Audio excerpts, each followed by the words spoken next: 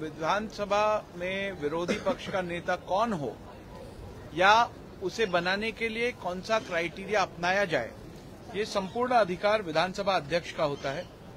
और विधानसभा अध्यक्ष जब ऐसे निर्णय लेते हैं तो प्रेसिडेंट्स यानी जो पीछे के रिकॉर्ड्स रहते हैं या नियमों में जो तरतूद रहती है, उसी के साथ संविधान में जो प्राविधान रहते हैं, उन सभी का विचार करते हुए ये निर्णय लिए जाते हैं।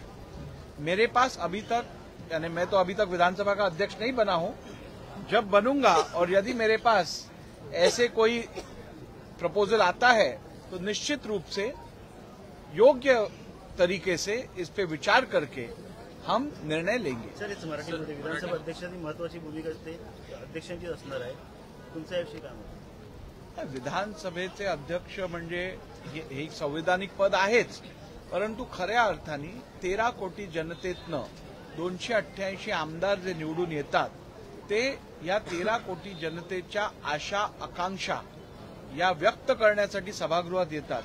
त्यामुळे जर का या 288 सदस्यांना न्याय दिला नाही तर कुठेतरी महाराष्ट्रातल्या 13 कोटी जनतेबरोबर अन्याय होतोय असं घडू शकेल। म्हणून विधानसभा अध्यक्ष हे पद अत्यंत महत्वाचंच नव्हे तर संविधानात असलेल्या आपल्या संसदीय लोकशाहीला जपण्यासाठी हे पद फारच महत्वाचं आहे असं मला वाटतं। विरोधी पक्षनेते पद निवडताना तुमची महत्वाची भूमिका असणार आहे?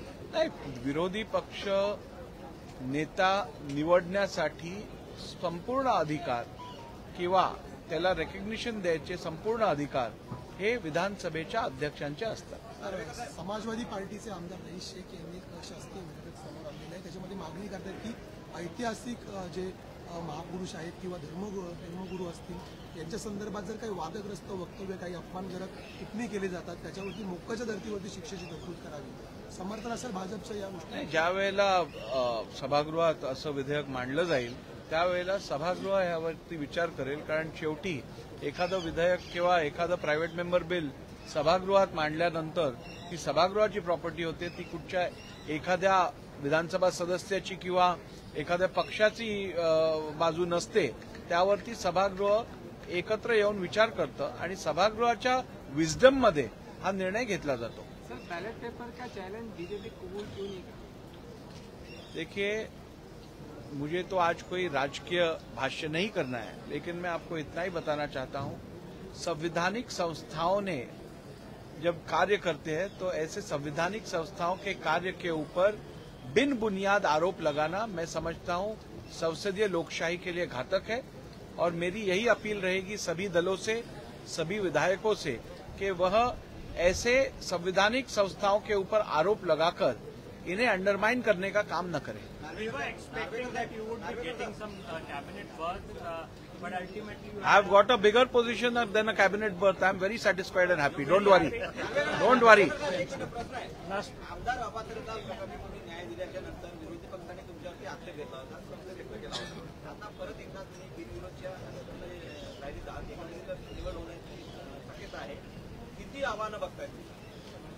नाही, सभागृह चालवत असताना आपल्याला अत्यंत गांभीर्यपूर्वक काम करायला लागतं आणि सभागृह चालवणं हे एक आव्हान नसतं। सभागृह चालवणं हे आपलं कर्तव्य आहे। जनतेला न्याय द्यायचा असेल तर योग्यरित्या सभागृह चालवणं आवश्यक आहे आणि ते करत असताना सगळ्यांना न्याय दिला तरच हे शक्य असतं। आणि त्यामुळे मी सातत्याने सगळ्या आमदारांना न्याय द्यायची भूमिका ठेवलेली आहे, म्हणून मला कधीच हे आव्हान असं वाटलं नाही। तुम्ही बघितलं असेल तर माझ्या गेल्या 2.5 वर्षाच्या कार्यकाळात अध्यक्ष म्हणून सर्वात जास्त लक्षवेधी महाराष्ट्र विधानसभेच्या इतिहासात या माझ्या कार्यकाळात झाल्या। विधिमंडळाला पेपरलेस करण्याचं काम हे माझ्या कार्यकाळात झालं। डिजिटलायझेशन संपूर्ण 1937 पासून आजपर्यंतचं रेकॉर्ड डिजिटलाइज करायचं काम हे माझ्या कार्यकाळात झालं। विधानसभा विधान परिषद सदस्यांना परदेशात इतर लेजिस्लेटिव्ह बॉडीज बरोबर संवाद साधून त्यांचं संसदीय लोकशाही वरचं ज्ञान वाढवण्याचं काम हे माझ्या टेन्युअरमध्ये झालं। त्याचप्रमाणे आपण बघितलं असेल नवीन आमदार निवास असतील किंवा एकूण विधिमंडळाचं विधान भवनाचं इन्फ्रास्ट्रक्चर हे सुधारण्याचं कामही हे माझ्या टेन्युअरमध्ये झालं। त्यामुळे मला वाटतं गेली 2.5 वर्ष अत्यंत सकारात्मक काम हे अध्यक्षांच्या कार्यालयातनं झालेलं आहे आणि हेच काम पुढे करण्यासाठी माझ्यावर परत एकदा माझ्या पक्षाने विश्वास दर्शवलेला आहे. हे विधान भवन